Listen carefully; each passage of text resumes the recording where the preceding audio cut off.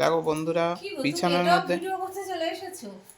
হ্যাঁ, বিছানার মধ্যে লাউ আর আলু কাটছে।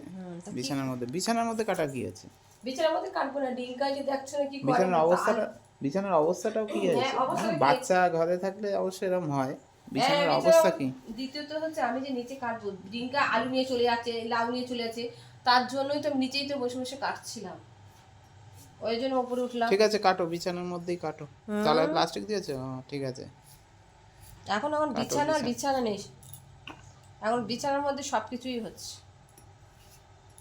খাওয়া দাওয়া, সবজি কাটা, সব কিছু। নিচে খেতে বসবো, ভাতে থালা নিয়ে নয়, এটা নিয়ে ওটা নিয়ে দৌড় মারলো, তা কি করবো? এটা কি কাটছো বিছানায়? দূরটা লাউ কাটছি তো। লাউ কাটছে?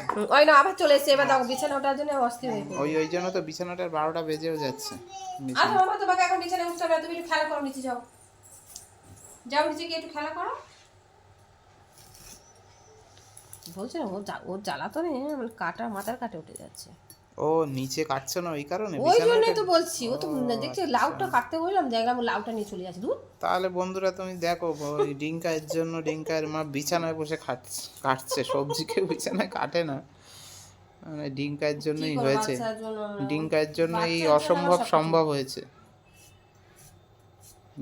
বিছানায় কেউ ঠিক কাটে আছে, না। তুমি এবার এ করো, ওই যে কড়াইটা বসিয়ে দাও আর চিংড়ি মাছটা ধোও যাও, হুম, যাচ্ছি আমি। এটাই তোমার ঠিক কাজ। আছে। হুম।